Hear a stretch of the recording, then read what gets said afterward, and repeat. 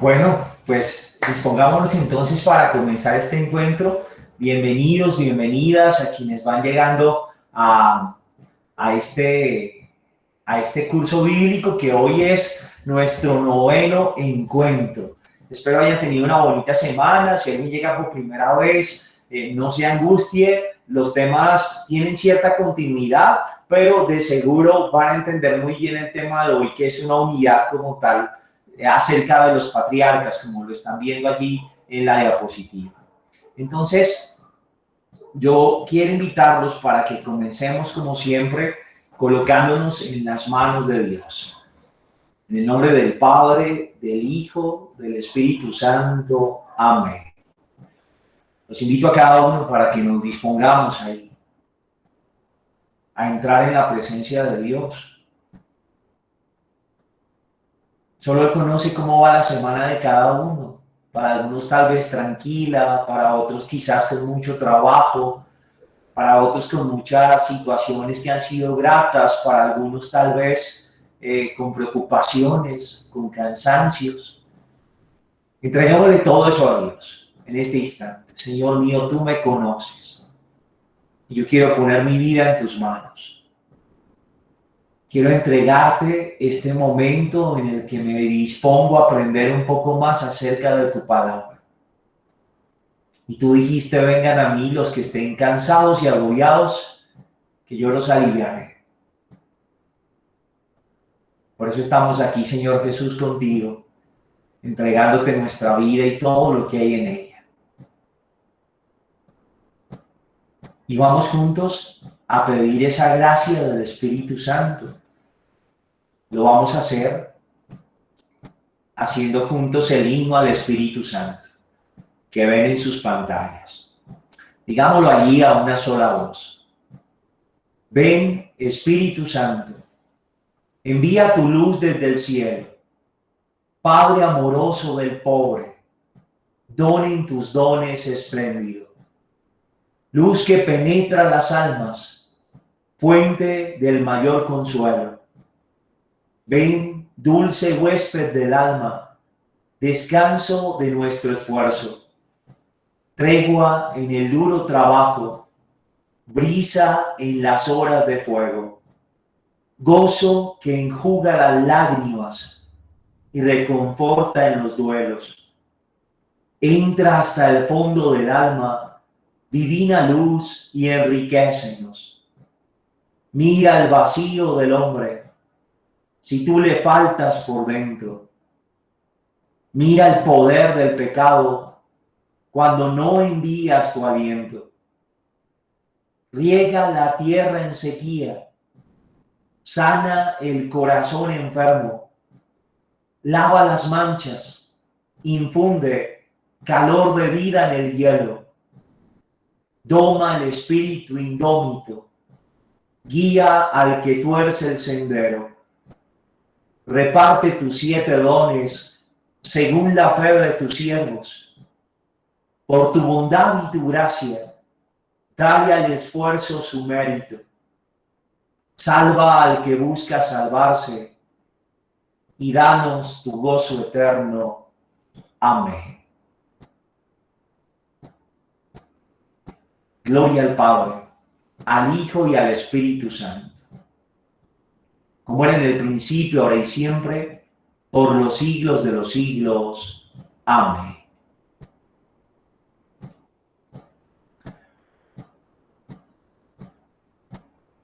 Bueno, muy bien. Teníamos una tarea por ahí. Teníamos leer en clave de estudio, analizándolo de la mejor manera, pero también en oración, como lección divina, un texto por ahí de Abraham. ¿Cómo les fue con esa tarea? ¿Pudieron hacerla? ¿Sí? ¿Hay alguien que se anime ahí a través del chat que diga yo me animo a compartir un poquito cómo me fue con esa lección? Si Dios dijo algo que habló al corazón o si hubo algún detalle que les llamó la atención y que al leerlo dijeron, uy, esto me pareció interesante. ¿Alguien quiere animarse a compartir? Si alguien se anima, escríbalo ahí por el chat. Diga yo me animo y le damos la palabra aquí antes de entrar en materia. ¿Quién se va a animar? A ver. Están tímidos, tímidas. Bueno, yo veo a Viviana Valenzuela aquí con ganas de decir, yo comparto. Ya me dijo que hizo la tarea. Vivi, cuéntanos cómo te fue con esa tarea. ¿Quieres? Sí, pues es que me da un poquito de pena porque me ahogo y luego no se me entiende. Soy como mala para expresarme en público.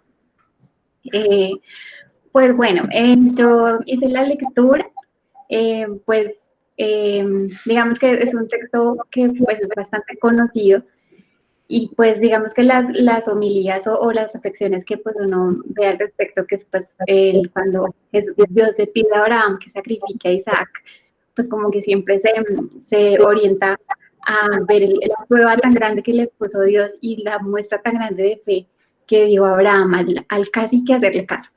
Entonces, pues sí, es como pues pasando como a la parte literal, pues es como toda la historia, la narración, como las costumbres que leí que tenían, pues hacer los sacrificios, y pues ya como tal asumiendo una postura frente al texto, pues sí, ya me empecé a ahogar, hay una pues expresión que suele decir mucho la gente, y es que pues el Señor le pone a sus mejores guerreros las batallas más duras.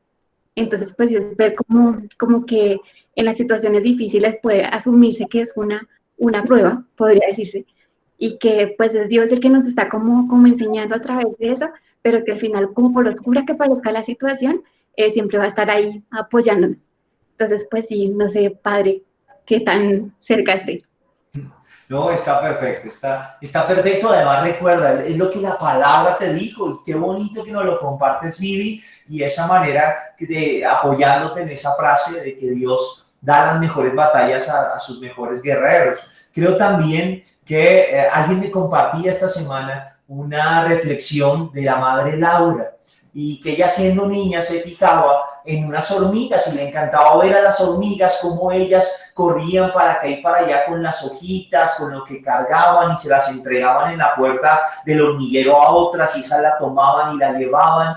Y ella, a partir de ver esas hormigas, se daba cuenta que Dios no ponía cargas que fueran imposibles de llevar para sus hijos. Entonces creo que empata muy bien con lo que tú lees, Vivi, y es que cada uno tiene el peso que puede llevar y Dios así lo permite porque nos conoce y nos ama. Lo que pasa es que a veces sentimos que las situaciones de la vida nos desbordan y que por ahí a veces como que no vamos a poder. Pero lo bonito es que muchas veces cuando caminamos nos damos cuenta que pudimos y eso es una bendición. Muchas gracias, Vivi, por eso que nos compartes.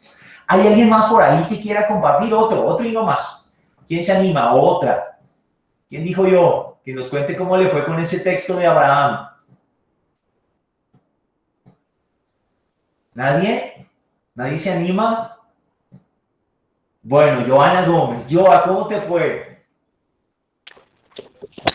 Pues padre, es un texto que si uno solo lo lee, pues es un poco duro, porque Dios le está pidiendo a Abraham que sacrifique su propio hijo, y ni siquiera que lo haga otro, que lo haga él, ¿sí? Entonces, los hijos es lo que uno más ama en la vida, ¿sí? Seguramente los que somos papás comparten conmigo ese pensamiento. Entonces, el solo hecho de uno irse literal al texto es como, uff, yo no lo haría, ¿sí? Si fuera un tema así, no lo haría, y es duro porque es que Dios es el que te pide eso, ¿sí?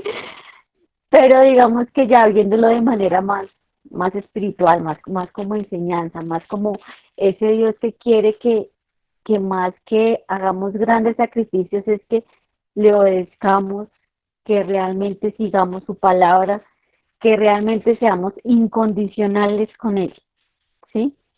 Que de pronto no nos agobien ni los problemas, ni las batallas fuertes, como estaba hablando nuestra compañera, ni de pronto las del día a día, el cansancio, la pereza, y dejemos de lado esa incondicionalidad que Él quiere de nosotros.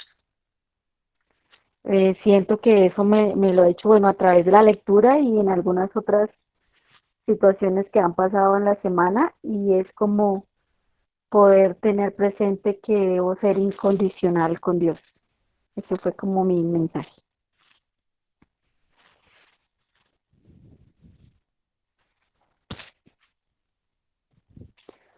No escucho, padre.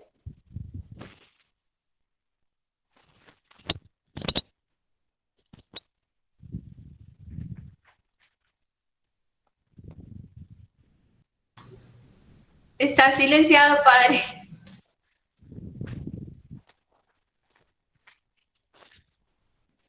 Sí, es el de que no sé qué le pasó a mí.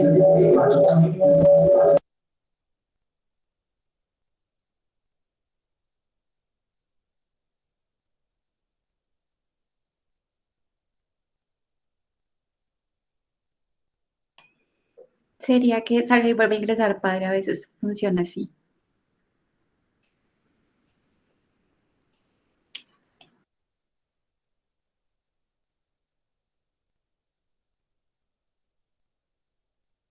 Ya, perdónenme, ahora sí, era que tenía otra ventana abierta, perdón.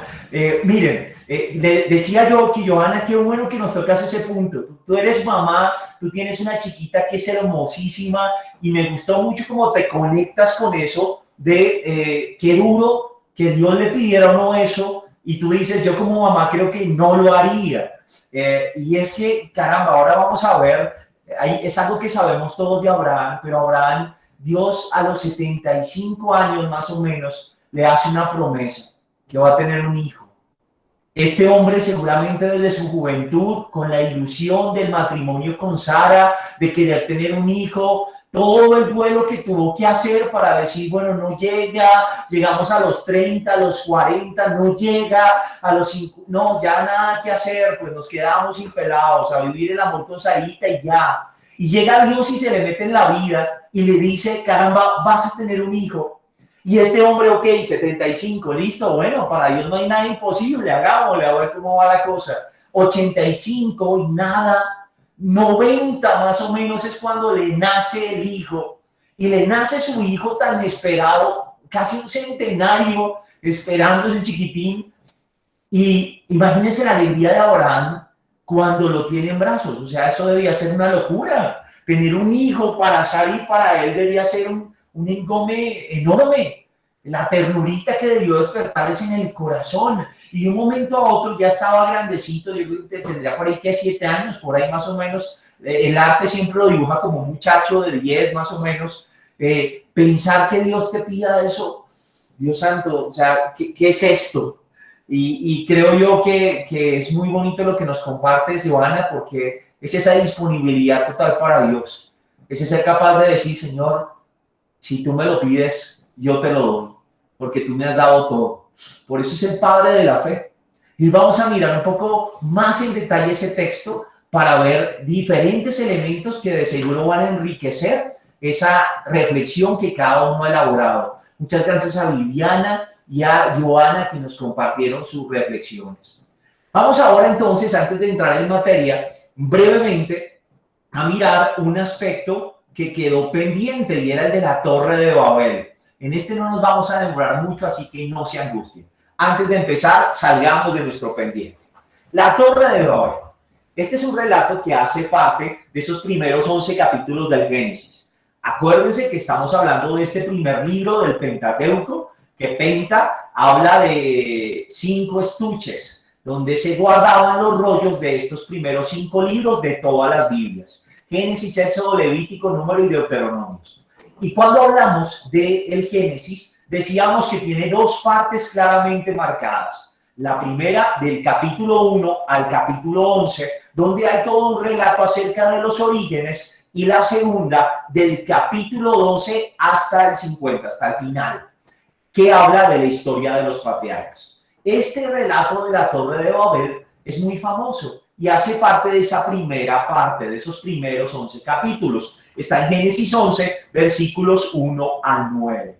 Y Babel, pues ese es Babilonia, ¿sí? Básicamente ahí está emparentado ese nombre. Esa Torre de Babel hace referencia a Babilonia y acuérdense que la sesión pasada hablábamos de cómo se tenía la creencia que uno de los dioses de Mesopotamia era quien había creado la misma Babilonia. Se le atribuye a Marduk, ¿se acuerdan? En esa historia que hablamos de la diosa que destruyeron y etcétera, y cómo crearon al hombre, pues Babilonia es como la ciudad sagrada para esa cosmogonía y para esa religión Mesopotamia. Allí en Babilonia había una costumbre y era elaborar, construir unos santuarios que tenían una forma piramidal, pirámides como escalonadas, y esos santuarios eran dedicados al culto de los dioses pues paganos como tal. Los judíos tuvieron contacto con ese tipo de manifestaciones religiosas y sin lugar a dudas, al ver estas estructuras como en forma piramidal que se alzaban sobre el suelo, que eran bastante grandes, que tenían escalones, es muy probable que lo hayan leído como un esfuerzo un poco sacrílego de que el hombre se encumbrara y como que tomara un papel ahí con Dios, como un rivalizar con Dios como tal.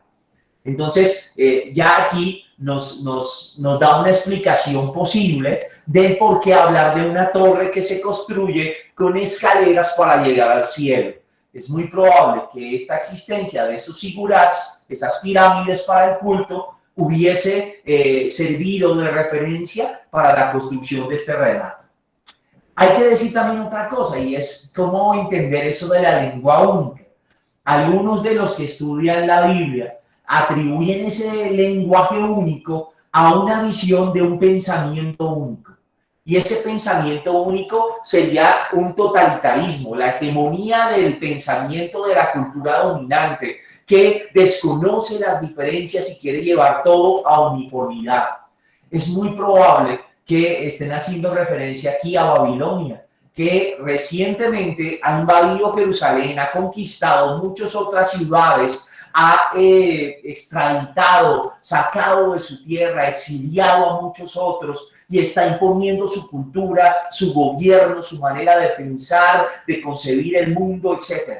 Entonces, ese lenguaje único puede hacer referencia a la soberbia de ese pueblo que está dominando en el entonces Medio Oriente, por decirlo de alguna manera. En el fondo, el relato de la Torre de Babel quiere responder a esta pregunta. ¿Qué está a la base, a los orígenes de la división y la incomprensión humanas? ¿Qué está a la base? ¿Qué subyace a que a veces los seres humanos vivamos divididos, no nos comprendamos? Y mira que el relato parece indicar que cuando el hombre quiere tomar el lugar de Dios, es cuando viene la división y la incomprensión. Cuando el hombre se olvida que tiene un creador y busca cumplir sus leyes, entonces viene el caos y el pecado. Ese sería como el mensaje central de este texto de la Torre de Babel. Recuerden que si hay alguna pregunta respecto va surgiendo con el tema, no duden en escribirlas en el chat. Ahí vamos a estar muy pendientes para responderlas como lo hemos hecho en las sesiones anteriores. Y ahora sí, con este pendiente ya quedamos saldados un poco. Hay muchos otros textos, por supuesto que sí. Qué bueno que nos podamos acercar y ir leyendo por ahí entre semanitas, sáquenle tiempo, pero aprovechen para hacer esa lectura a medida que vamos estudiando cada uno de los libros. Vamos ahora a hablar del tema que nos convoca hoy, y es los patriarcas. La segunda parte de nuestro libro de Génesis, de los capítulos 12 al 50. Con esto cerraremos este libro y este vuelo de pájaro que hacemos acercándonos un poco a las historias y a las estructuras que se nos presentan allí. Y para poder entender un poco el rollo de los patriarcas, yo quiero invitarlos primero a que conozcamos la genealogía de los patriarcas según la Biblia. ¿Cómo es ese árbol genealógico? ¿De dónde vienen? Porque esto nos va a explicar muchas de las cosas que están plasmadas en el libro y de la cultura del pueblo judío como tal. Este es un posible árbol, es el árbol genealógico como está narrado. Si su merced coge la Biblia y se pone a leerla, va a encontrar este árbol, estas conexiones, llamémoslo así. Y esta genealogía que ven aquí no significa que fuesen muy juiciosos los judíos al momento de que, ¿cuál fue su abuelo? Listo, no, aquí llevamos la cuenta de cuál es el tatarabuelo. No, esta genealogía no tiene ese rigor de ser una genealogía elaborada con intención o como con detalle. Es más bien una genealogía de corte literario, ¿sí? O sea, como que su interés está en el autor que la presenta. Quiere decirnos algo. ¿Qué es lo que quieren decirnos los autores de la Biblia cuando nos presentan una genealogía como esta? Nos quieren decir, Primera cosa, ¿cuál es la relación del pueblo de Israel con otros pueblos? Por eso ustedes cuando leen el Génesis se van a dar cuenta que en muchos momentos dicen, ay, de allí viene el pueblo de tal, y por allí ese fue el pueblo de tal, ¿sí? Ellos se van a organizar en esta genealogía otros pueblos también de Mesopotamia con los que han entrado en contacto. Y ahí van a ver si tienen parentesco o definitivamente son como lejanos a ellos. Por otra parte, esa es la primera intención. Y la segunda intención, y quizás la más importante, es mostrar cómo el pueblo de Israel tiene un origen común. Es decir, cómo casi que están emparentados como una sola familia. Eso va a ser garante de unidad y va a ayudar a que el pueblo tenga esa conciencia de que a pesar de que son 12 tribus, de que en algún momento incluso se dividirá el reino, todos somos uno, brotamos de lo mismo. Esa conciencia de unidad la permiten relatos como los de las genealogías, mostrando que todo el pueblo comparte un mismo origen, llamémoslo así. Entonces, ¿qué pasa? En la genealogía ya lo que tú ves ahí, Noé, pues tuvo 3 hijos, ¿no? Cam, Sem y Jafet. Cam tendría también sus hijos y de allí vendrían los pueblos africanos, vendrían los egipcios, por ejemplo, los filisteos y Canaán, de hijos de Cam, por allá. Entonces, mira que el israelita empieza a explicar, claro, es que los egipcios son de por allá, de uno de los hijos de Noé, que cogió para el otro lado. Y coge también a Jafet y dirá, bueno, de allá vienen como los europeos, especialmente los de la parte griega, esos son hijos de Jafet, son descendientes de Jafet. Y de Sem tuvo un hijo que se llamó Terach. Y Terach tuvo 3 hijos, Abraham, Nahor y Harán, como lo ven ahí en la diapositiva. Harán tiene a Lot. Y acuérdense que Lot va a ser muy famoso en la historia de Abraham, porque es su sobrino. Mira que ahí está explicitado el lazo de consanguinidad con Abraham. Y Lot tiene a Moab y Amón. Y mira que esos son 2 pueblos, los moabitas y los amonitas, que también son muy mencionados en la Biblia. Nahor tuvo a Betuel y Betuel a Labán.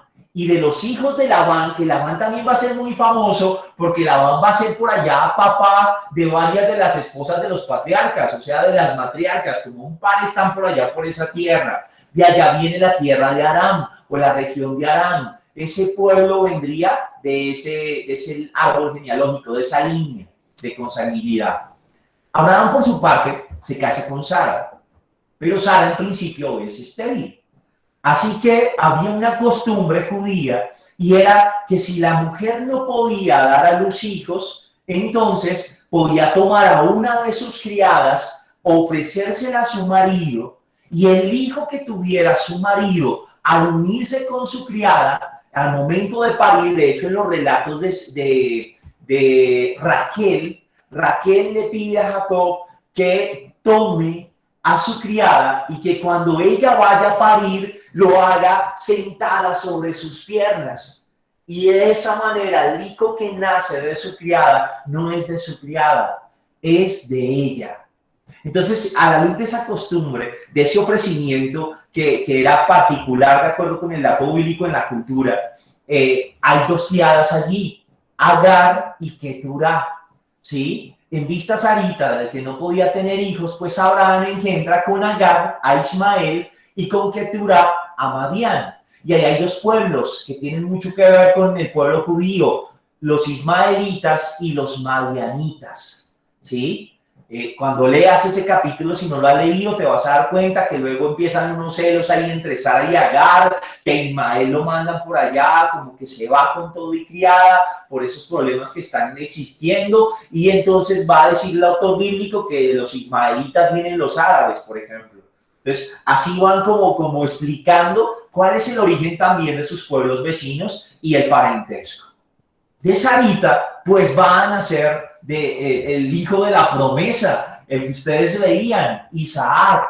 Y Isaac se va a casar con su esposa Rebeca, que ahí hay un rollo. Bueno, luego lo hablamos, pero ahí está Isaac y Rebeca.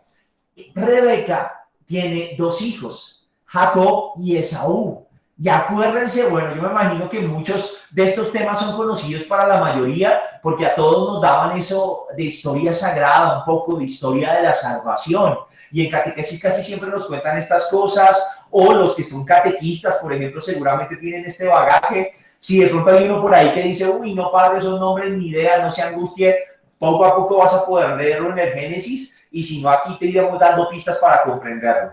Pero Jacob y Esaú eran hermanos, y acuérdate que Esaú era el primogénito. Y en la cultura judía está la costumbre de que el que se lleva la bendición es el primogénito. ¿Qué sucede? Que el Jacob se hace pasar con la alcahueteada de Rebeca, su mamá, por Esaú. Y como su papá ya estaba medio ciego y no reconocía mucho, lo engaña. El Esaú era bien peludo y en cambio el Jacob era bien lampiño. Entonces le ponen cueros de oveja para que cuando el papá lo toque diga, este sí es mi hijo, y le hacen un plato de lenteja. No sé si se acuerdan más o menos de esa historia. Y que Jacob toma la progenitura, la bendición del primogénito. Ambos nacieron al tiempo, estaban en el vientre de su madre y nacieron. Y dicen que el primero que salió fue Esaú, pero agarrado del talón le venía el Jacob, pegado. O sea que miren la historia como nos cuenta que desde chiquiticos vivían como muy en esa lucha por esa bendición, llamémosla así. Esaú va a dar lugar a todos los edomitas, ¿sí? Él no va a ser el protagonista de la historia del pueblo, pero sí va a explicar el nacimiento de otro de los pueblos vecinos. Mientras que con Jacob vienen los 12 hijos. Acuérdense, y aquí se los cuento rápido porque de seguro tal vez ya lo saben, pero el Jacob se va a buscar esposa y se enamora por allá, se va por allá a la tierra de su padre, va a Aram a buscar esposa, así como lo hizo su padre Isaac. Y cuando llega allí a un pozo, porque miren que esas historias de amor casi siempre ocurren en un pozo, estando en el pozo, llega una mujer hermosísima y él se enamora. Esa mujer es Raquel.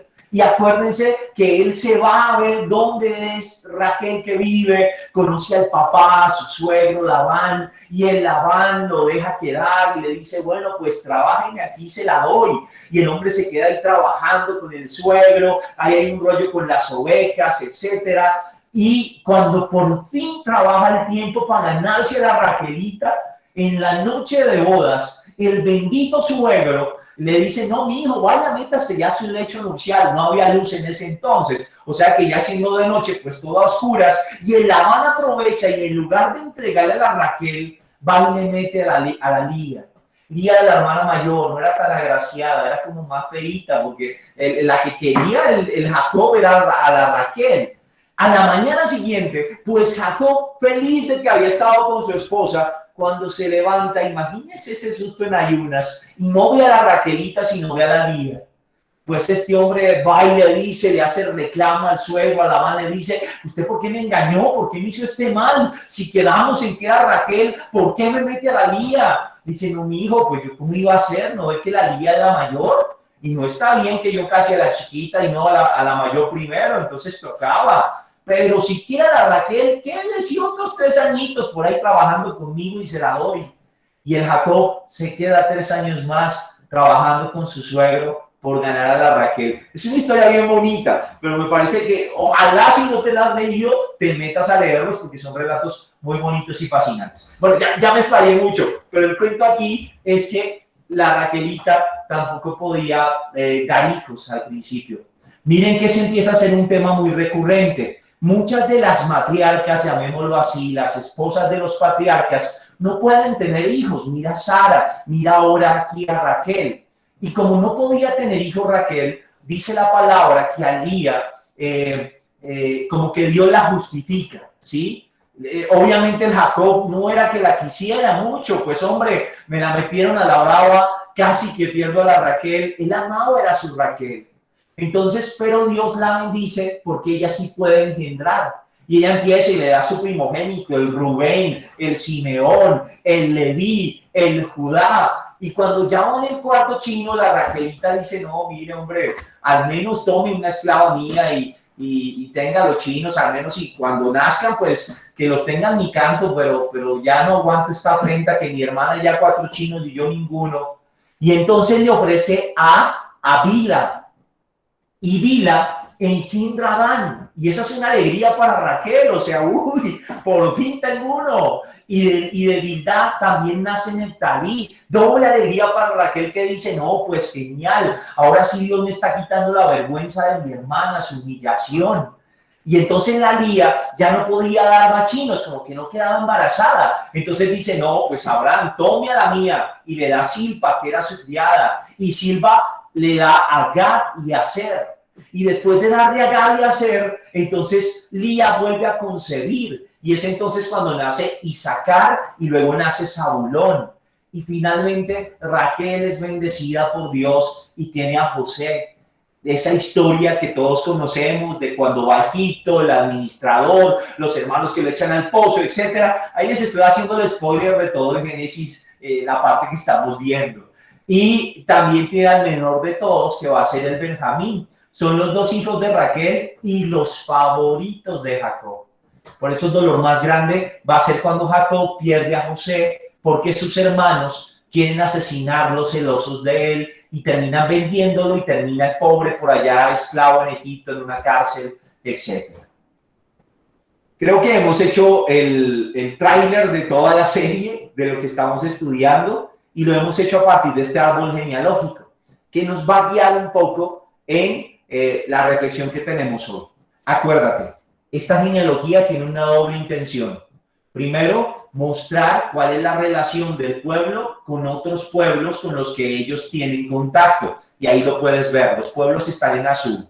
Y segundo, mostrar que el pueblo de Israel tiene un origen común. Y creo que queda clarísima esa línea central, como allí se encuentra el origen de ese pueblo de Dios.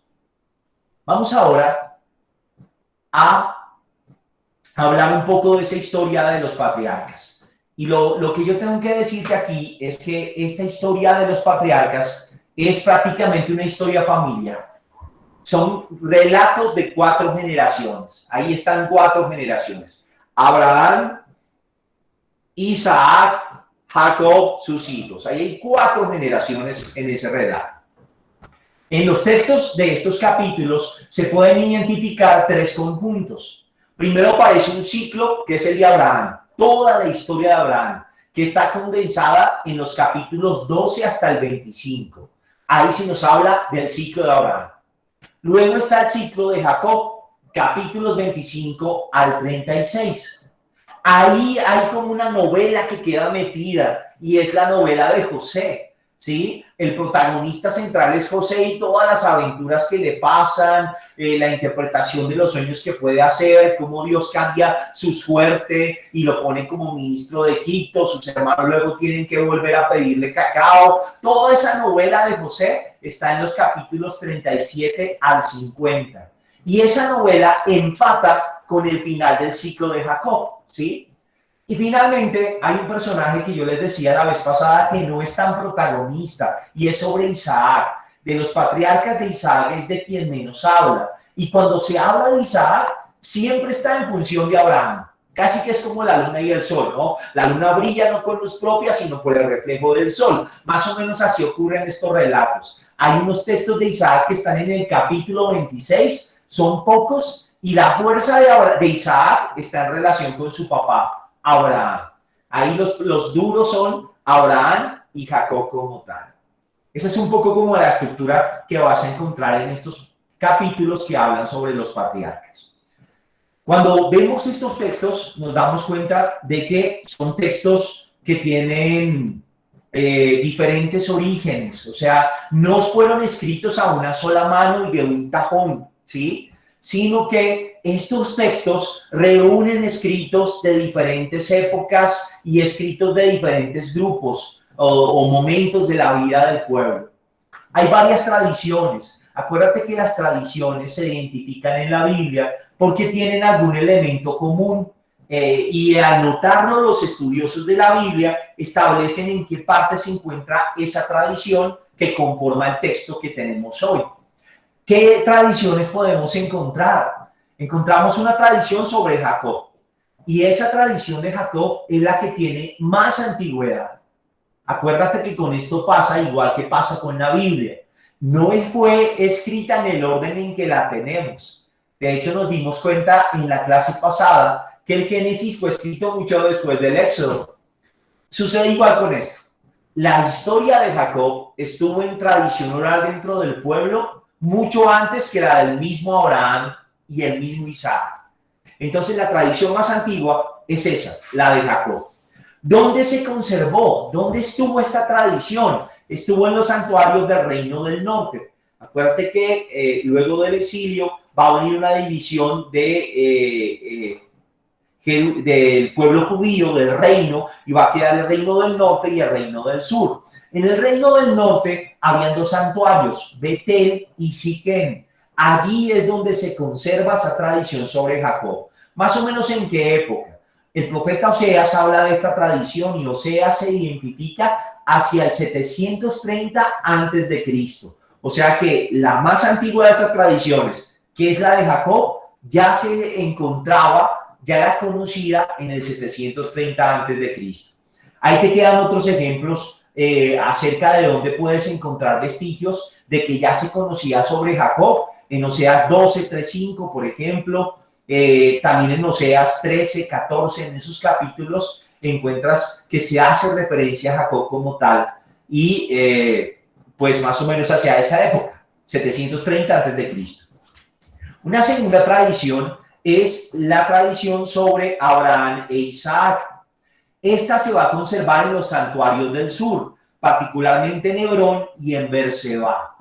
Esta data del periodo monárquico.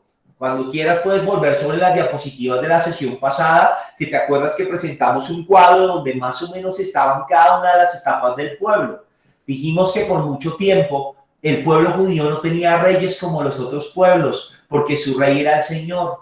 Vino un periodo como de los jueces, que eran como esos caudillos que lideraban al pueblo y lo acompañaban. Y después vienen los primeros reyes, con Saúl, con David, son los primeros reyes que van a aparecer. En esa época de la monarquía se sitúa más o menos esta tradición sobre Abraham e Isaac. Probablemente fueron redactadas en el exilio, es decir, más o menos hacia el siglo VI antes de Cristo. Y finalmente encontramos esa historia de José, esa novela que empata con el final del ciclo de Jacob.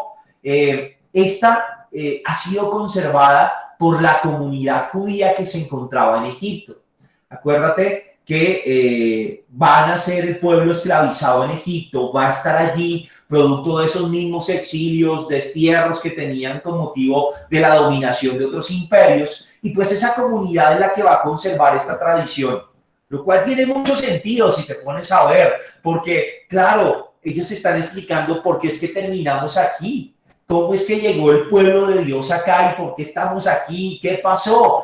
Y ese relato de la novela de José perfectamente explica la llegada del pueblo a Egipto y cómo en algún momento cambia su suerte cuando el pueblo se hace numeroso y cambian al faraón que conocía a José. Más o menos, al ser menos antigua, esta es posterior al exilio. Estamos hablando del siglo V antes de Cristo. Esto te da una idea más o menos de que es una colchita de retazos, digámoslo así. Diferentes tradiciones que se han unido en el texto que tú y yo conocemos hoy. Y tendríamos que decir que la historicidad de estos relatos es débil. ¿A qué se refiere eso? Como te puedes dar cuenta, fueron escritos o empezaron a surgir en la tradición oral mucho tiempo después de que supuestamente acontecieron. ¿Qué estamos diciendo con eso? ¿Que no son verdad? No, no podemos afirmar eso. Solo decimos que por estar tantos años distantes del nacimiento probable de un Abraham, que estamos hablando de 1200, 1300, lo datan más o menos, pues imagínate, estamos hablando de 700 años después. Entonces la pureza de estos relatos como para considerarlos un testimonio histórico es muy débil, ¿sí? De hecho, hay gran dificultad en datar estos acontecimientos con fechas históricas exactas. Ya sabes lo que te decía, la intención de esa genealogía viene a ser más literaria por los dos objetivos que te comentaba, y los personajes que aparecen aquí, un Abraham, un Isaac, un Jacob, un José, van a ser más bien como prototipos. De hecho, sus historias funcionan a modo de catequesis para el pueblo. Lo que quieren enseñar estos textos es que cualquiera de los que los leen se puede identificar con ellos. Tú eres hijo de Abraham, o sea que tú estás llamado a tener la fe de Abraham. Y también habrá momentos de duda, momentos en los que no entendemos a Dios. Y aquí está Abraham para iluminar ese camino, para mostrarte cómo deberías afrontar eso. Jacob también tuvo muchas luchas. Probablemente te puedes identificar con Jacob. Y Jacob, en ese personaje se descubren unos valores religiosos de la relación con Dios que deben inspirar a todo judío. Y ahora, pues a nosotros los cristianos. Esa es más como la intencionalidad de los textos como tal. Vamos ahora a entrar, luego de este largo preámbulo, a hablar del texto que ustedes ya han meditado en su lección divina. Y Génesis capítulo 22, versículo 1 al 19. El sacrificio de Abraham. Lo que vamos a hacer ahora es hablar de algunos elementos que pueden enriquecer esa interpretación que tú ya hiciste al realizar tu lección divina con Génesis 22, 1, 19. Y lo primero que tenemos que decir es que el relato tiene dos partes desiguales. Este capítulo 22 y estos versículos tienen dos partes que son desiguales. Por un lado hay un relato de sacrificio como tal. Y ese relato de sacrificio está en los versículos 1 al 14. Si lo quieres tener allí, tienes la Biblia, tenla a la mano. Con eso, si miramos algún versículo, te puedes ubicar fácil en ellos. Génesis, capítulo 22, versículo 1 y siguientes. Entonces, este relato de sacrificio, tal cual, está en los versículos 1 al 14. En esos versículos vamos a encontrar tres diálogos, ¿sí? El primer diálogo, Dios le habla a Abraham. Toma a tu hijo único, el amado, y ofrécemelo en sacrificio. Es el primer diálogo. Luego hay un diálogo, ese está en los versículos 1b al 2. Luego hay un diálogo entre Isaac y Abraham. Bueno, y tenemos la leña y ya tenemos todo, pero no tenemos el cordero. ¿Qué vamos a hacer? Isaac, seguramente ya sabía cómo eran los sacrificios y empieza a preguntarse en esa ingenuidad de niño, bueno, mi papá lleva la leña, lleva el cuchillo y el cordero que vamos a ofrecer, ¿qué? Ese diálogo donde Abraham también le responde y le dice, Dios proveerá, hijo, Dios proveerá. Ese diálogo es el segundo y está en los versículos 7 al 8. Y finalmente está un diálogo de Dios nuevamente con Abraham, donde se le dice, mira, por no haberle negado ni a tu propio hijo, serás bendecido, etcétera. Eso va a estar en el versículo 12. Los diálogos empiezan de forma semejante, ¿sí? En el primer diálogo, el de Dios a Abraham, empieza Abraham, Dios le habla y menciona su nombre. En el segundo diálogo es Isaac quien menciona a su papá, padre. Y finalmente, cuando detienen a Abraham para que no haga sacrificio, es Abraham, Abraham. Miren que tienen un inicio muy común los tres diálogos, mencionando el nombre del interlocutor. Finalmente hay una segunda parte, que es una segunda intervención del ángel del Señor. Eso lo vamos a encontrar en los versículos 15 al 18 y el 19. Este relato parece tener una estructura como cónica, como triangular, digámoslo así. Por un lado, en los versículos que ustedes ven en pantalla, del versículo 6 al 10, se narra todo un actuar de Abraham, que dispone, que prepara para el sacrificio, que se va al lugar indicado por Dios, etc. Hay una intervención que es como el centro y es donde Dios detiene la situación y finalmente a la cual Abraham está dispuesto a llevar hasta sus últimas, él está dispuesto a sacrificar a su hijo. Y finalmente hay una acción de Dios que es como la contrarrespuesta a lo que ya hizo Abraham. Esa estructura se puede observar claramente en esos versículos. Ahí se las dejo para que la puedan mirar con más detenimiento si alguno quiere volver sobre las diapositivas. Miremos algunos de los verbos que aparecen en este relato del sacrificio de Isaac. El verbo que más aparece es el verbo ver, ¿sí? Aparece 5 veces. De hecho, Moriah, que es el nombre del monte donde se va a ofrecer el sacrificio, en arameo, en la traducción al arameo, hace referencia al país de la visión, para que se den cuenta que ahí ese verbo está siendo protagonista de la situación. De hecho, el verbo ver cierra el relato hacia el versículo 14 de ese capítulo 22.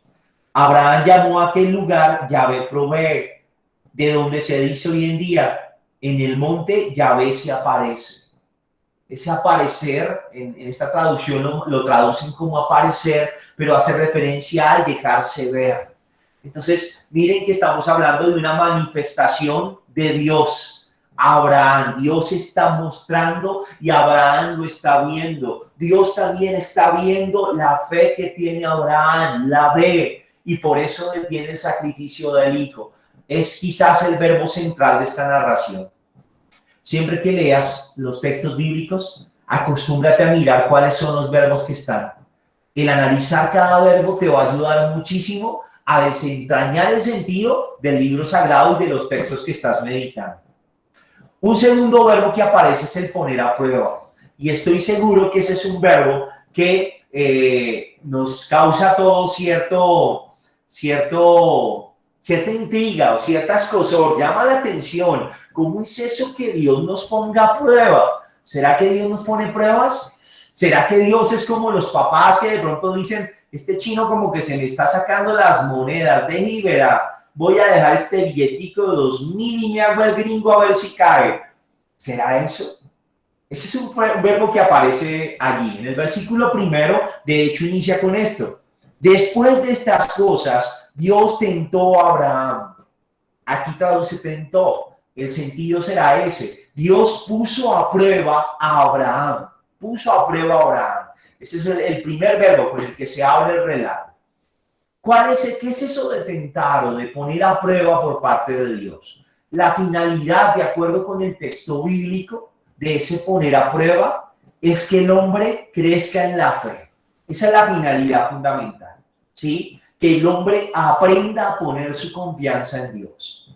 O sea, si Dios permite situaciones como estas o otras que se nos presentan en la vida, es para que el hombre ejercite su confianza en Él y pueda dársele el pleno abandono. De hecho, ese tema va a ser muy recurrente en el Antiguo Testamento. Por ejemplo, lo vamos a ver en el libro del Éxodo. Israel tiene la oportunidad de confiar en el Señor o de renegar de Él y poner su confianza en otros. Lo vemos en textos como el de Éxodo 16:4, Deuteronomio 8:2-3. En el estudio personal, qué bonito si vuelves sobre estas diapositivas, que puedas curiosear un poquito. Aquí por tiempo no los vamos a buscar.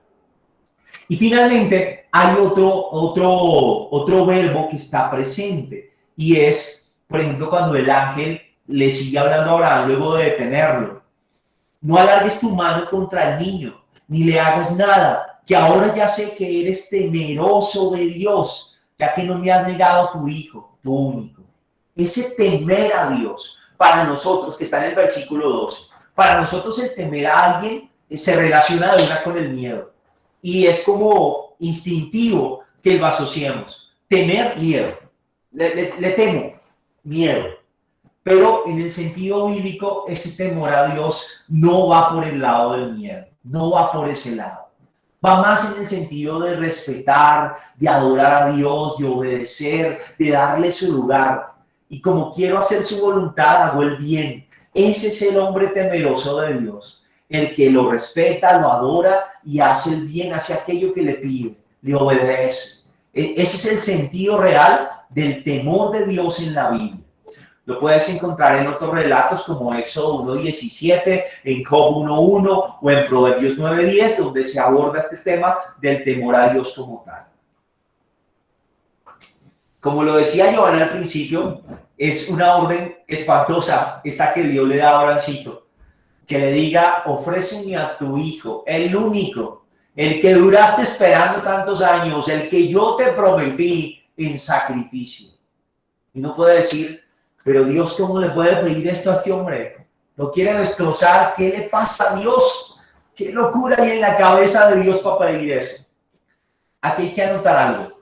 y es que en medio de la cultura de los otros pueblos, de sus prácticas rituales y de sus religiones, era común y existía el sacrificio de los primogénitos. Para adorar a algunas divinidades, varios de estos pueblos tenían la costumbre de sacrificar a sus primogénitos.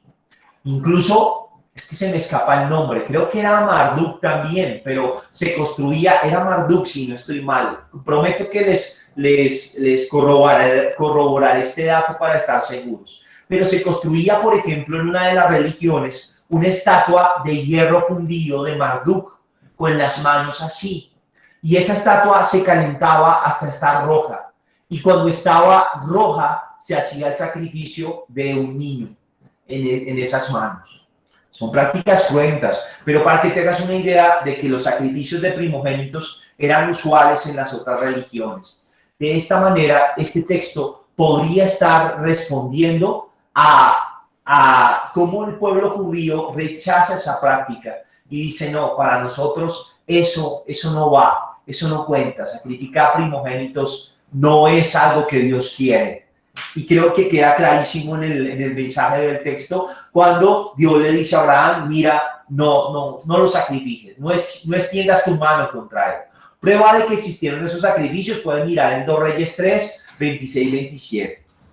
También en Israel hay antecedentes de ese probable sacrificio de primogénitos. Lo podemos encontrar rastros de esto en Miqueas y en Jeremías, en esos dos profetas, y de que hubo una prohibición de esos sacrificios, y de que se le prohíba al israelita que realice sacrificios de primogénitos. En Deuteronomio 18:10 también puedes mirar allí para encontrar un poco el dato bíblico que corrobora esto. Abraham está convencido de que tiene que hacer el sacrificio. Él no tiene la duda. Él va seguro. Él no está pensando, Dios me está probando, pero de pronto se arrepiente. No, él va convencido. O sea, realmente el único que no sabe que hay una prueba es él. Dios lo sabe. Dios, vamos a ver si este hombre de verdad me ama, según el relato, ojo. Pero el Abrahamcito no sabe, no lo ve de esa manera. Abraham lo ve es como, Dios me lo está pidiendo, pues yo se lo tengo que dar. Él no lo ve como una prueba, sino está convencido de que es lo que le toca hacer porque Dios se lo pidió, punto. Aquí es importante el término holocausto, ¿sí? ¿Por qué? Porque el altar de leña implicaba el incinerar la víctima. Vas a ver luego que en el Antiguo Testamento y incluso en el Nuevo Testamento, donde se conservan algunas prácticas, se van a dar sacrificios a Dios donde no todo se consume. Se sacrifica, pero se puede comer de la carne de los sacrificios o se le da otra utilidad, etcétera, una parte, etcétera. En el holocausto, en cambio, lo que se le ofrece a Dios se incinera. Y como se lo incinero, es como entregarle a Dios la totalidad de lo que sacrifiqué, ¿sí? La víctima se incinera y no se guarda nada de la víctima.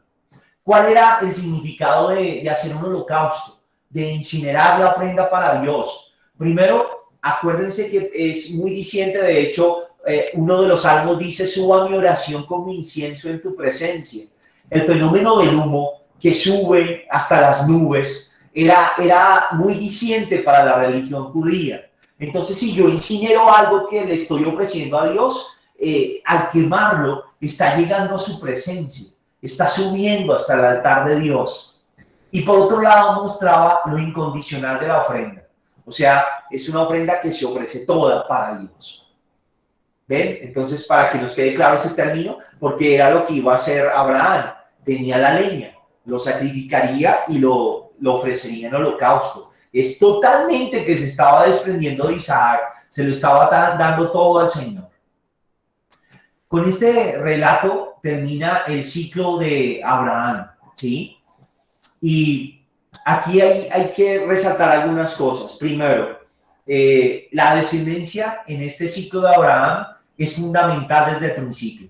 Casi que empieza con la promesa que se le hace a Abraham de una descendencia numerosa. Lo puedes ver en Génesis 11:30, ¿sí? Es la promesa que Dios le hace a Abraham de un pueblo como las estrellas del cielo, como la arena del mar.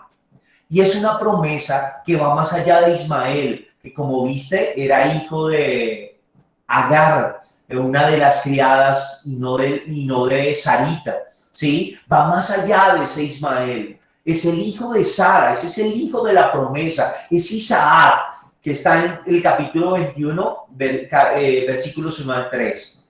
Ahí está el drama real, ¿no? Y es que Abraham acaba de, como les contaba el chisme en el árbol genealógico, de despedir a Agar y a Ismael por los problemas que habían con Sara y la manera como esta criada empezó a envalentonarse porque era la madre del hijo de Abraham, y entonces los despide y se van Agar e Ismael desterrados de la casa de Abraham. Solo le queda el Isaac, y entonces la promesa, lo que Dios prometió, que eso nos acerca un poco al drama de este relato. ¿Qué hay detrás de él? Tratemos de desentrañarlo. Detrás de este relato se esconde una catequesis para el pueblo de Israel, y una catequesis hermosa, porque le va a enseñar al pueblo en medio del exilio cómo debe proceder. Hay una similitud enorme. Abraham, todavía hoy para nosotros, es el padre de la fe, y así lo conocemos. Esa fue la intencionalidad de esta historia en la Biblia: mostrarle al pueblo qué era un modelo de fe y cómo debían vivir su fe. ¿Qué quiere suscitar en el pueblo? Una confianza en Dios total. La confianza de Dios, de Abraham en Dios, va en aumento. Deja su tierra, le da el primer voto de confianza y continúa pegado de él a lo largo del camino. Esa fe de Abraham tiene sobresaltos, tiene quebrantos, retrocesos. Lo podemos ver en el capítulo 29, versículos 9 a 13. Ahí se nos narran las dudas que tiene Abraham, la manera como a veces también colapsaba. Y el pueblo está viviendo una situación similar. Dios le prometió una tierra y se la dio y la tuvo, y ahora la perdieron. Le destruyeron su templo, lo sacaron desterrados. Y entonces, ¿qué es lo que Dios quiere? Nos quitó lo que nos prometió. ¿Por qué? No sé si logran ver la similitud con Abraham. Abraham tuvo a Isaac, el pueblo a la tierra prometida, su templo, su lugar de culto, su patria. Y ahora parece que Dios le quita a Isaac, y parece que el pueblo lo ha perdido todo porque ahora está exiliado en Babilonia. Miren cómo estas dos situaciones están correlacionadas, y cómo quiere haber una enseñanza de fe ahí para el pueblo judío que está viviendo todo esto. El relato final de ese ciclo de Abraham es, sin lugar a dudas, una prueba de la fe de Abraham, y Abraham muestra que su fe en Dios es total e incondicional. Asimismo, el pueblo que está exiliado en Babilonia, estamos hablando del siglo VI, acuérdate, que ha perdido todo, que no ve futuro, que está dudando, debe tener también una fe incondicional en Dios, seguros de que si Dios lo prometió, Dios no va a revocar su palabra, porque Dios no quiere la muerte del pueblo, así como no quiso la muerte de Isaac, sino que quiere su vida. Ese es el sentido más profundo de este texto. Por eso ha sido tan bello que hemos visto la historia y que tenemos que verla, porque te das cuenta cómo estos relatos responden también a la historia y descubren lo que Dios quiere para su pueblo en ese momento, y ahora para nosotros en el hoy de nuestra historia. Entonces es muy bonito eso. La tradición judía no llama a este texto el sacrificio de Abraham. Eso quiero que lo sepas. La tradición judía lo llama la ligadura de Isaac. Porque en realidad no sacrificaron a Isaac. Lo iban a sacrificar, pero él fue atado y ya, pero no murió, no lo sacrificaron. Entonces, por eso los judíos lo llaman la ligadura de Isaac, ¿sí? Hay algo, muy interesante, y es que el animal que está por ahí enredado y que finalmente es el que Abraham sacrifica, no es un cordero, sino un carnero. Y el carnero es un animal que hace más simbología al padre que al hijo. El cordero es un animal más que hace referencia al hijo, pero el carnero es el padre, es la autoridad, es el poder. Entonces es bien bonita esa imagen, porque a la larga quien termina siempre aquí el sacrificio también es Abraham. Su corazón de papá se está sacrificando, está entregando lo que más amaba. Es el sacrificio del padre. Es bien bonita esa simbología. También es interesante cómo Abraham, cuando deja a los empleados y continúa caminando con Isaac hacia el lugar del sacrificio, les dice, regresaremos junto a vosotros, regresaremos. Y ahí puede haber un indicio de la creencia en la resurrección, de que ya el pueblo judío creía en la resurrección de los muertos, en ese regresaremos. Regresará de alguna manera. Ya Abraham la tiene clara que va a sacrificar a su hijo, pero ese regresaremos podría ser alusión a esto. Muestra de esa conciencia de la resurrección de la fe judía está en Hebreos 11, 17, 19. Si quieren, leámoslo brevemente para hacerme entender mejor. Permítanme un segundo.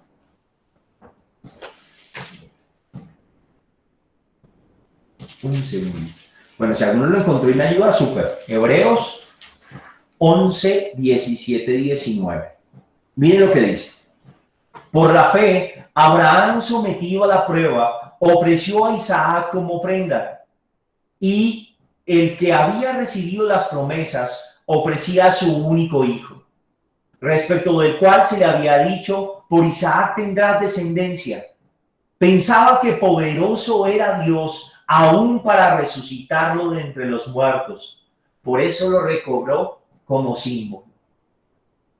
Aquí ya hay una interpretación cristiana que vamos a ver ahorita, pero ya hay una lectura de cómo puede haber una creencia ya en el pueblo judío en esta época acerca de la resurrección de los muertos. Y otro dato interesante es el del tercer día.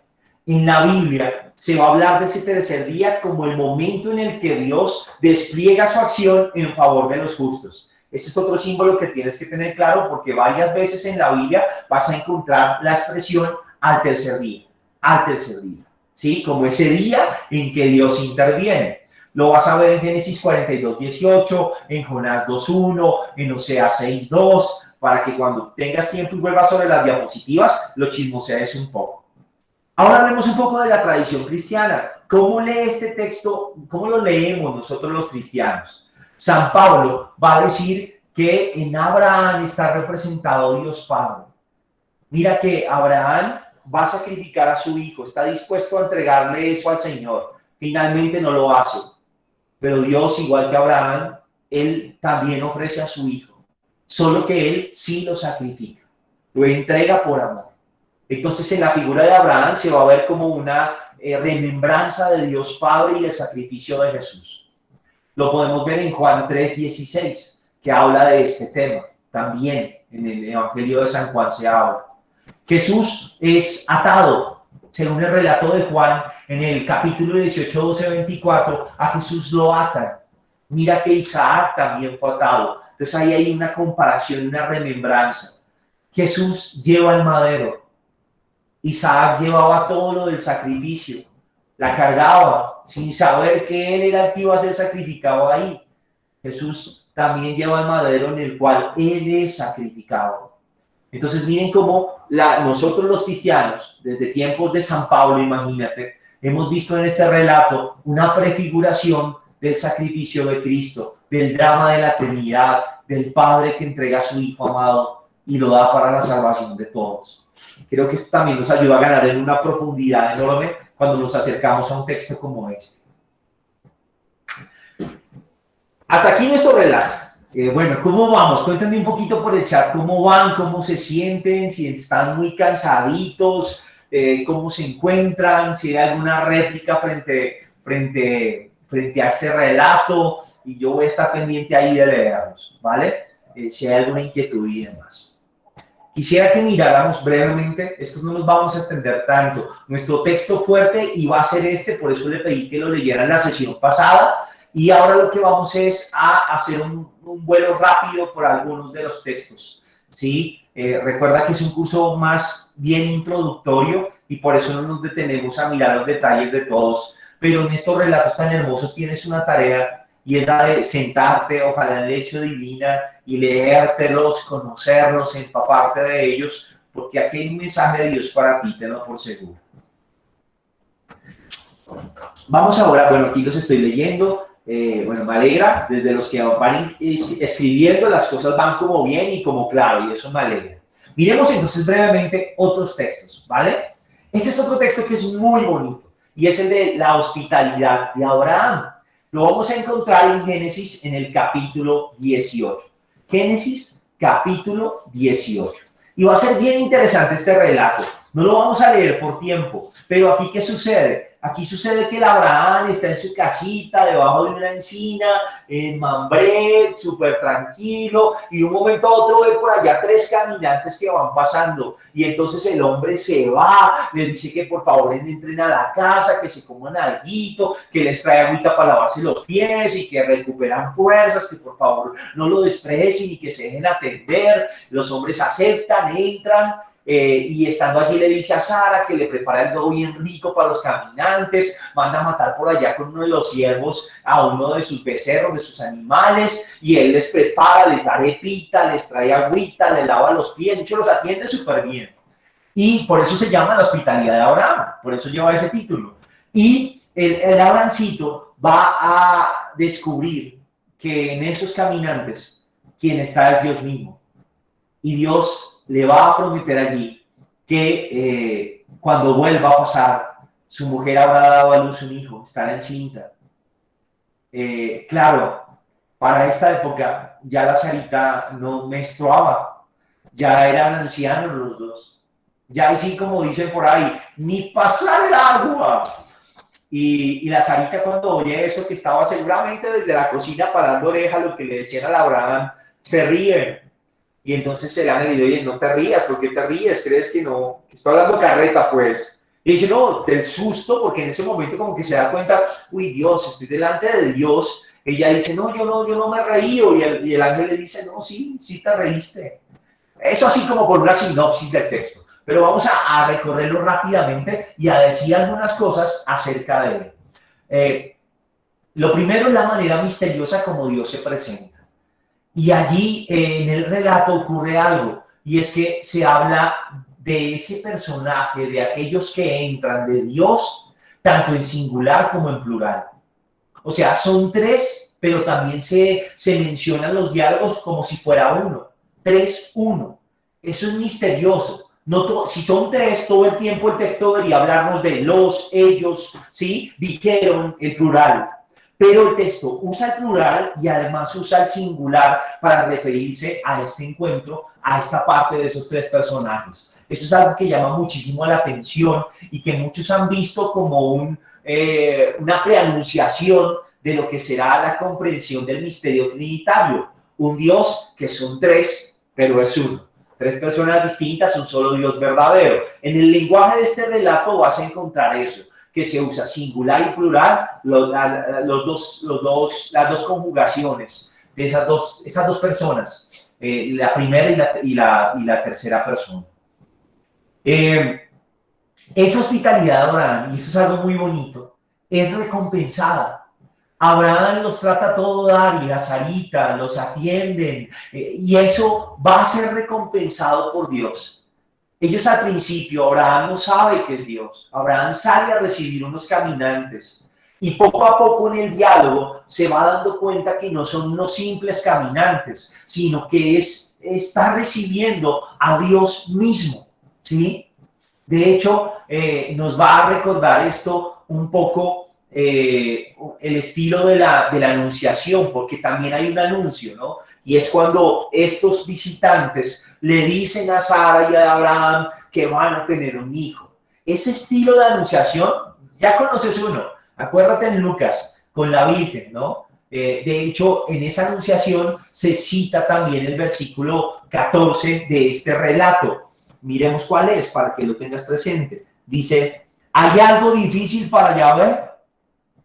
Y te acuerdas que en el relato de la anunciación de María dice, ¿hay algo imposible para Dios?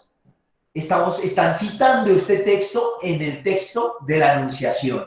Y la anunciación es algo que va a ser muy común también en el Antiguo Testamento. Por ejemplo, en Jueces 13 lo vas a encontrar, en 2 Reyes, en Lucas 1. Ahí puedes echarle una mirada a esos textos con calma luego para que te des cuenta de esa figura de la anunciación, cómo está presente en varios momentos de la historia bíblica. ¿Sí? Los versículos 17 y 19 de este texto nos van a hablar de quién es Abraham para Dios. Mira lo que dice.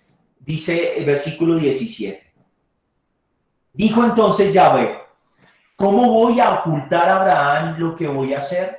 Siendo así que Abraham ha de ser un pueblo grande y poderoso, y se bendecirán por él los pueblos todos de la tierra, porque yo le conozco y sé que mandará a sus hijos y a su descendencia que guarden el camino de Yahvé, practicando la justicia y el derecho, de modo que pueda concederle Yahvé a Abraham lo que le tiene apalabrado. Mira que esas palabras resumen quién es Abraham en el corazón de Dios. Está la promesa del pueblo, está la confianza que tienen que a través de él también los otros pueblos puedan conocer a Dios y de que él va a hacer que guarden los mandamientos de Dios. Entonces hay una expectativa sobre Abraham y nos revela un poco quién es Abraham en el corazón y en los planes de Dios como tal. Después de ese relato que les hice la sinopsis de la acogida, se da un diálogo también entre ellos, y es porque Dios va hacia Sodoma y Gomorra y las va a destruir. Y es ese regateo que algunos espero ya conozcan, donde Abraham le dice: no, pero ¿cómo vas a destruir la ciudad? Y si hubieran tantos justos, y entonces él le dice: no, mira, si hay tantos justos, yo no la destruyo. No, pero de pronto dice como que son muchos. No, si hubieran menos justos, ¿la destruyes? No, si hay menos justos, no la destruyo. Y sigue bajando. Hay como un regateo donde Abraham le dice: no, pero si hay tantos buenos, y le va bajando la cifra, como intercediendo: mira, Señor, ¿la destruyes? ¿No la destruyes? Ese es otro texto que está ahí, ¿sí? Y nos va a mostrar algo muy bonito. Imagínate quién regatea con Dios.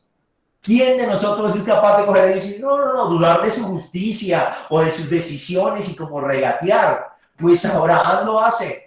O sea que imagínate el papel que tiene Abraham y cómo es concebido dentro de este relato tan bonito. También ese regatear por los justos va a hablarnos de un tema que Israel tiene claro, al menos en esta etapa de producción literaria. Hasta este momento es claro que en Israel existe una conciencia de la responsabilidad colectiva. ¿Y a qué me refiero con eso? Es el pueblo el que obedece o desobedece. Somos el colectivo. No es cada persona del pueblo, no, es el pueblo. Si en el pueblo hay unos que se extravían y no hacen lo que Yahvé quiere, todo el pueblo sufre. ¿Te das cuenta? A eso me refiero con la responsabilidad colectiva. Más adelante, la Biblia nos irá mostrando cómo esa responsabilidad colectiva se va transformando en una mayor conciencia de la responsabilidad individual. No echa fuera la colectiva, pero sí nos agrega matices de un juicio individual, etcétera, con el desarrollo posterior. Pero para este momento está la conciencia de esa responsabilidad colectiva. Por eso es que por el pecado de la mayoría se va a destruir la ciudad. Está ahí a la base esa creencia. Y también empieza a verse el papel salvador de los santos en el mundo. Es decir, que si hay unos justos, por esos justos Dios tiene misericordia. Esto va a ser un preámbulo de lo que será el sacrificio del justo por excelencia, que es Jesucristo, y la manera como su sacrificio salva al mundo entero. Entonces es bien bonito ese relato por eso. Yo aquí quiero echarles un chisme y yo creo que los dejo ahí para no cansarlos más, pero en el arte religioso también hay cosas muy hermosas. Y el arte, por ejemplo, los íconos cristianos tienen algo muy bonito. Y es que ellos también pretenden ser catequesis para nosotros, para quien los ve. Los que creaban los íconos en una época que fueron muy famosos, buscaban poner allí teología, hacer de la pintura una catequesis para que el pueblo pudiera comprender el misterio de la fe. Y este ícono es un ícono de Rublev, más o menos entre 1422 y 1427 fue creado. Este ícono en su tamaño original tiene 1,41 m por 1,12 m, es grandecito y actualmente está expuesto en la Galería Nacional de Tretiakov de Moscú. Pero quiero hablarles de este ícono porque a mí me parece un ícono muy bello y además porque está inspirado en el pasaje que les acabo de hablar, en esa hospitalidad de Abraham. Aquí están reflejados los tres personajes que llegan a visitar a Abraham. Además, si ustedes ven detrás del personaje del centro, hay como un arbolito. Ese arbolito es la encina de Mambré. También puedes ver en la parte del fondo una especie de casa de 2 pisos. Sin lugar a dudas, la casa de Abraham. Y hay a este lado del árbol, al otro lado, hay una roca, como una montaña, una roca. Estos símbolos están allí no por casualidad. La casa de Abraham simboliza también a la iglesia. La encina de Mambré simboliza la encina de Mambré, pero también el árbol de la vida. De hecho, ese árbol de la vida está conectado con el personaje central de ese cuadro, ese ángel que ves allí. Ya te voy a hablar de ellos. Y la roca, recuerda que también es vital en la iconografía cristiana, en la Biblia. Aquel que construye su casa sobre la roca. Tú eres Pedro y sobre esta piedra edificaré mi iglesia. Ese cimiento sólido también está ahí reflejado en esa roca que vemos en el fondo. Pasemos ahora a hablar de los personajes que estás viendo en esa imagen, porque son bien bonitos. Casi siempre en un icono, cuando veas dibujado el personaje, si se trata de Dios, va a indicar con su mano qué personaje de la Trinidad es. El orden es Padre, Hijo y Espíritu Santo. Padre el 1, Hijo tendrá el número 2 y el Espíritu Santo el 3. Si tú ves la manito del que está en el centro, mira cuántos dedos tienes puestos. 2. Con ese gesto está indicando que ahí está la segunda persona de la Trinidad, es decir, el Hijo. Además lo dicen también los colores con los que se representa. Hay algo muy bonito en la mesa que ves allí y es que sobre la mesa hay una copa y sobre esa copa está un cordero. Es la comida que Abraham le está dando a sus invitados, pero también nos está mostrando una prefiguración aquí de la Eucaristía. Nos está hablando de que ese cordero también es Cristo desde el icono. Algo muy bonito es a este lado, con el hábito como de color cafecito, como más colores tierra, no el verde sino el cafecito, está representado el Padre. Y el que ves con azul, con la carita más agachada, es la representación del Espíritu Santo. Si tú observas estos personajes, en el movimiento de sus cabezas, forman un círculo perfecto. Tienen un círculo perfecto. Mira, sigue la espalda del Espíritu Santo a la cabeza de Jesús y forman ellos un círculo perfecto. Esa unidad de la Trinidad. Y de hecho, si tú tomaras una medida desde la cabeza de Cristo que está en el centro del cuadro hacia los bordes de la mesa, se forma un triángulo equilátero, de todos los lados iguales. Símbolo de la Trinidad. Esas medidas están perfectas allí. Y hay algo muy bonito, y es la posición del Espíritu Santo. El Hijo mira al Padre, ¿sí? El Espíritu Santo los mira a los dos, pero tiene su mirada fija hacia abajo, como hacia un cuarto personaje en ese cuadro. Si te das cuenta, mira, Jesús mira al Padre al Espíritu tiene dirigida la mirada y el Espíritu hacia abajo. Ahí falta un personaje. Ese personaje somos nosotros, cada uno de nosotros, invitados a formar parte de esa mesa, a participar de esa comunión con Dios que es familia y que nos invita a ser parte de ella. Es un icono que a mí me parece muy bello y por eso quería incluirlo, quería contarles un poco. Seguramente hay muchos más detalles como los colores de cada una de las túnicas que también reflejan simbología de la iconografía. Pero quería comentarte esto porque me parece muy bonito y creo que nos ayuda a enriquecer muchísimo esto. Bueno, me quedan un par de relatos que los voy a dejar ahí y que los vamos a ver en 8 días, si les parece, iniciamos con ello. Quisiera ahora darles un poco de paso a, luego de oír todo esto, lo que hemos hablado, etcétera, cómo terminamos hoy. Y ojalá sería muy bonito para mí que al menos dos personitas me pudieran compartir cómo terminan hoy, cómo se sienten, cómo vamos, también percepciones, si definitivamente sienten que vamos muy rápido o si ha sido enredado, si ha sido claro. Compártanme un poquito cómo terminamos. Si alguien se anima, adelante. Bueno, Marian Infante. Marian, te doy la palabra.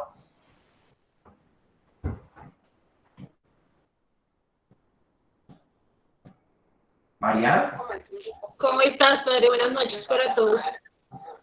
Sí. ¿Sí me oyes? Hola. Sí, te escuchamos, Mariana, adelante. Sí. Bueno, gracias.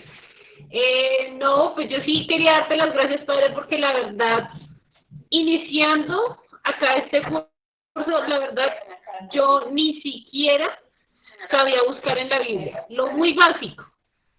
Entonces, pues esto me ha servido muchísimo, ha sido muy edificante, muy bueno y muy positivo realmente aprender a hacer la lectura, es algo muy valioso.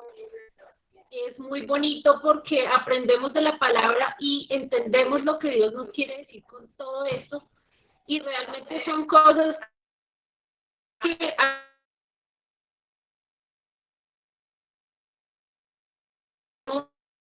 me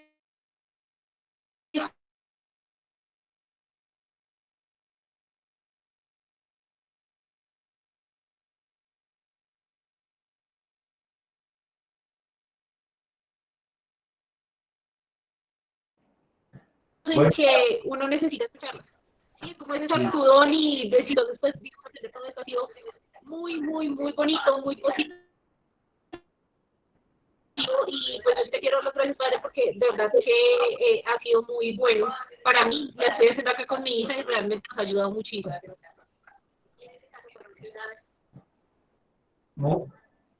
Muchas gracias, Marian, por compartirnos eso y es una alegría que esté siendo tan significativo para ti. Y bueno, a continuar ahí fervorosa, pegadita de la palabra de Dios, que de seguro tiene muchas cosas que decirte aún y Dios te seguirá hablando ahí de una manera muy hermosa. Muchas gracias, Marian, por estar y saludes también a Paula, que nos acompaña contigo. Bueno, Jonathan Chávez también dijo por ahí, Jonathan Hill. Jonathan. Hola, padre, buenas noches. Ay, no me escuchan. Micrófono, sí, pero está bien. Hola. Perfecto, estamos oyendo perfecto, Jonathan. Te escuchas muy bien. Ay, yo pensé que no. Es que tengo problemas a veces con el micrófono, pero bueno. Me escucharon hacer la prueba de audio también. No, de hecho, padre, muy contento con este relato y con todo lo que Dios nos da, pues también a partir de los sacrificios que Él nos pide. Y cómo conocer esos retos que Él nos pone, o más bien esas pruebas que Él nos pone, y ver que hasta dónde nosotros podemos llegar por entregar realmente nuestra fe y que Él pruebe nuestra fe a través de estas situaciones, me parece espectacular. Y realmente pues verlas así en profundidad y hacer como ese zoom y escarbar y revisar bien de cómo ha pasado en la historia me parece espectacular. Realmente pues les soy sincero, padre, yo había iniciado con un poquito de sueño la sesión porque pues llevo varios días aquí con un tema laboral, pero esto me quitó muchísimo el sueño y está súper chévere, padre. Muchas gracias. Muchas gracias, Jonathan, y como siempre, por facilitarnos este espacio, porque usted tiene mucho que ver en eso, aunque sé que no les gusta que lo diga, pero gracias a Erika y Jonathan es que tenemos este espacio, que podemos grabar estas sesiones, que está el aula virtual, respondiendo ahí a Omaira, que la vi, que nos saludaba, que es la primera vez que viene. Bienvenida y siempre bienvenida. Y por supuesto que sí, ahora Jonathan nos va a colocar seguramente el link para que tú sepas a dónde debes ingresar y puedas también ponerte al día. Están las otras sesiones grabadas, las diapositivas, y puedas continuar con todo ello.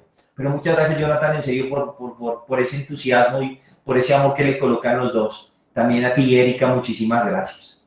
Bueno, vamos a la parte de preguntas. Ya saben, si hay preguntas o si alguien quiere hablar algo más, bienvenido y vamos a responder las preguntas. Jonathan, ¿hay preguntas? Sí, padre, hay dos preguntas. Una de María Fernanda Ochoa Padre, me quedo con una duda. ¿Ketura no fue otra esposa de Abraham después de la muerte de Sara? Ketura, me quedo con una duda. ¿Ketura fue esposa de Abraham? ¿Es la pregunta? Sí, señor. Después de la muerte Después de de la Sara. muerte de Sara. Ketura. Sí la he escuchado, pero no la tengo aquí presente. Perdóname que es que yo con los nombres me pierdo, pero espera, verifico aquí una cosa. Dame un segundo, por favor. Ketura. Sí, Ketura fue esposa de Abraham. Y de hecho está citada en la genealogía que nosotros mencionábamos al principio. Ahí teníamos a Sara, teníamos a Ketura y teníamos a Agar. Y decíamos que de Ketura vienen los madianitas, o allí se explica la existencia de esos pueblos semitas. O sea que sí fue no fue la principal, sí, pero sí fue una concubina de Abraham como tal. No sé si con esto respondo tu pregunta o no, que nos cuentes por el chat si sí o si no.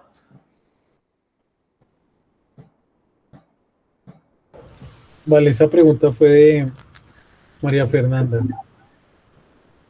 Quedamos atentos a tu confirmación si quedaste bien con la respuesta. Orfilia que está desde el nickname de María Alejandra. Sí. Hola.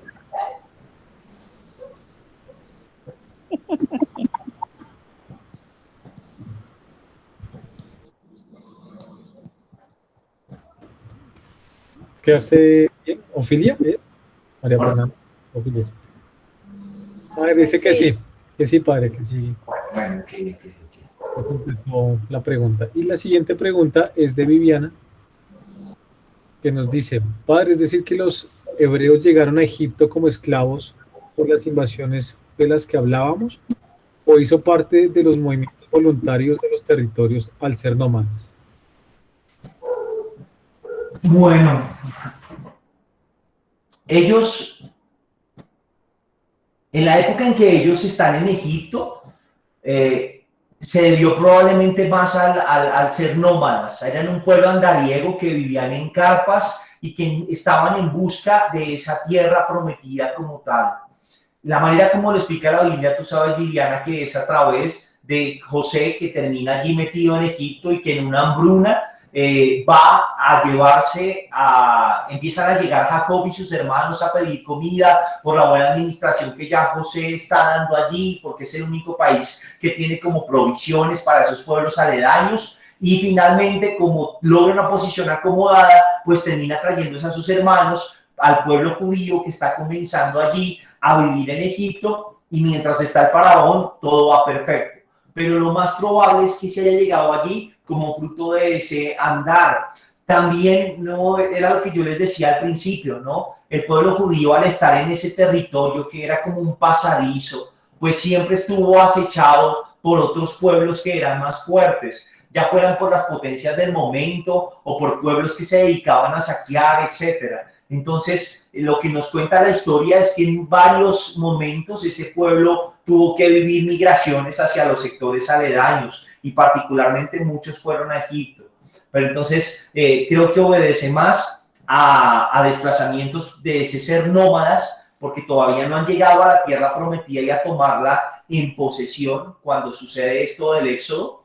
Pero sin embargo, te prometo que voy a investigar para darte una respuesta más sólida. Eso es lo que te digo desde lo que ahorita viene a mi mente. Pero voy a investigar y lo conversamos en 8 días para empezar, si te parece, para darte con más rigor una respuesta.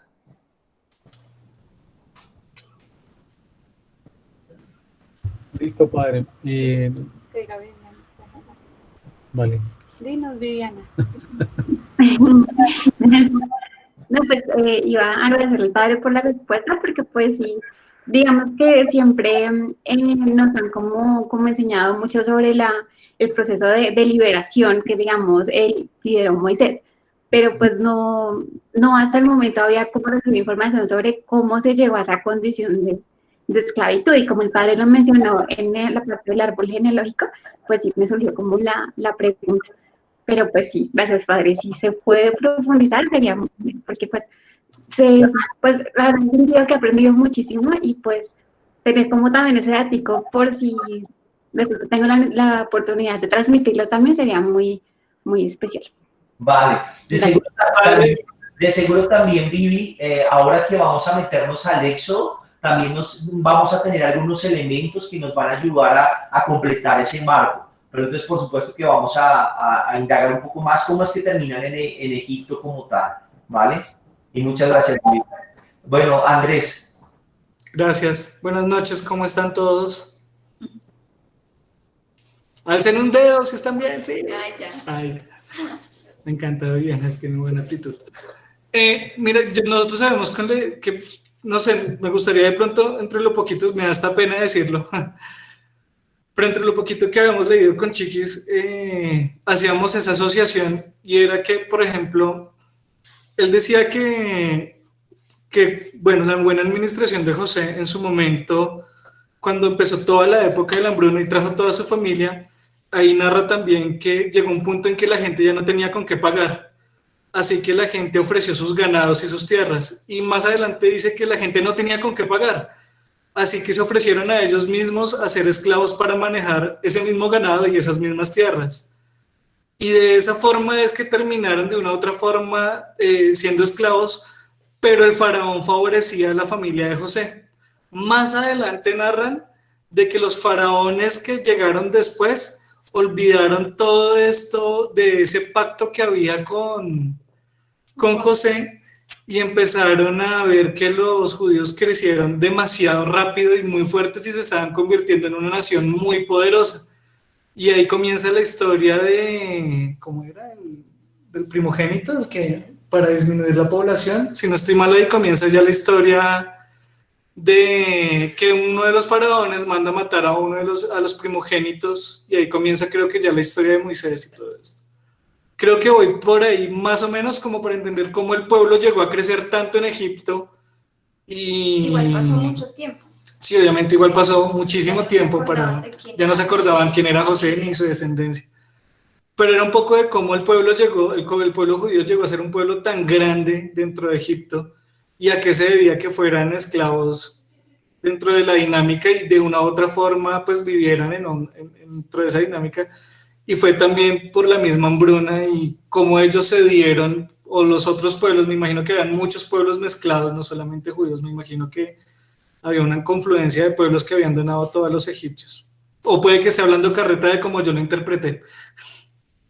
No, es válida la interpretación. Sin embargo, siento que la pregunta de Viviana va a cuál es el sustrato histórico, ya que lo que hemos visto es que los textos interpretan realidades históricas. Entonces, lo que tú nos cuentas está perfecto, claro, desde la narración, esa es la concatenación de hechos que llevarían al pueblo al lugar y que llevarían a la interpretación. Bajo ese relato se esconden algunos acontecimientos con una alta probabilidad histórica. Por ejemplo, el hecho de que en la región haya existido una hambruna, eso es probablemente algo que pasó muy real.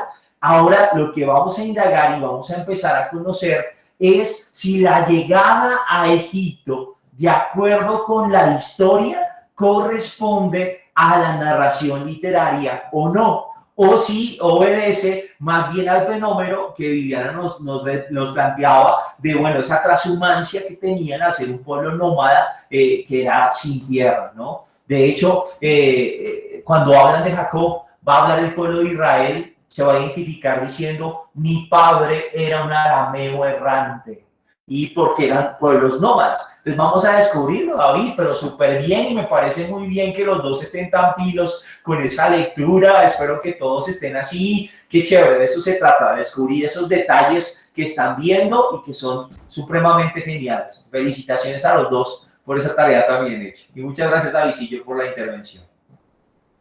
¿Hay alguna otra pregunta o listo? No, padre, no hay más preguntas. Bueno, perfecto. Nos vamos a llevar una tarea y espérenme, les voy a decir cuál es. Vamos a hacer lección con el texto de Éxodo 14. Vamos ya a empezar el libro del Éxodo, confío. En la próxima sesión terminaremos algunos pincelazos de otros textos que encuentran también en el Génesis, por si no los han leído, para que al menos nos llevemos un panorama de esa historia de los patriarcas, y empezaremos a meternos en el libro del Éxodo. Entonces, echen una ojeadita al capítulo 14 del Éxodo, léaselo, hágalo en actitud de oración, a ver eso que le puede decir a su propia vida también, al momento que está viviendo, y sobre eso, pues ojalá la próxima sesión unos dos pudiesen compartirnos cómo les fue con ese ejercicio. Esa es nuestra tarea. Nuevamente, mil gracias a todos por sacar su tiempo para estar acá cada miércoles. De verdad que es muy bonito ver su compromiso, su entrega, y bueno, vamos a seguir aprendiendo, nos falta camino, ya vamos, así que a ser muy constantes, y a todos de verdad muchas gracias por estar aquí, muchas gracias. Vamos a terminar agradeciéndole a Dios por la oportunidad de estar aquí, por la vida que nos da, por su bondad, por permitirnos ser parte de esta historia sagrada, porque estamos seguros que Dios sigue haciendo maravillas y estando presente en medio de nosotros. Y ahora nosotros recibimos el tesoro de esta fe, de esta historia de Dios con la humanidad. Vamos a pedirle a nuestra Madre del Cielo que, igual que ella guardaba todas las cosas en el corazón, nos permita guardar el tesoro al que nos estamos acercando de la palabra de Dios en el corazón y ponerla por obra. Le decimos a ella: Dios te salve María, llena eres de gracia, el Señor es contigo. Bendita tú eres entre todas las mujeres, bendito es el fruto de tu vientre Jesús. Santa María, Madre de Dios, ruega por nosotros pecadores, ahora y en la hora de nuestra muerte. Amén. Gloria al Padre, al Hijo y al Espíritu Santo, como era en el principio, ahora y siempre, por los siglos de los siglos. Amén. El Señor, que los ama inmensamente, los bendiga, los guarde, los acompañe siempre. Amén. Y la bendición de Dios Todopoderoso, Padre, Hijo, Espíritu Santo, descienda sobre ustedes y les acompañe siempre. A todos muchas gracias, una feliz noche. Dios los bendiga, nos encontramos con el favor de Dios en 8 días. Bendiciones. Padre, Dios lo bendiga. Bueno. Dorisita, un abrazo a todos. A Nidia, Vivian, yo los que alcanzo a ver, a Leidia, David, a Lisette Real, qué gusto verte, Lisette Real Duque, a Sandy Barahona, a todos. Perdónenme que no los lea a todos, pero los que alcanzo a ver en la cámara, a Isabel también la veo por ahí, a Jamie Rincón, feliz noche, saludos a tu chiquita. Gracias, Padre, también feliz noche. Gracias. Bendiciones. Juicioso. Qué gusto, Lisette, qué sorpresa.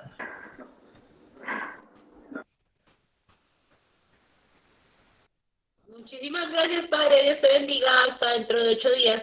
María, Dios te bendiga y saludos a Paulita. Dios los guarde. Amén. Gracias, Padre. Que saludos, Paula.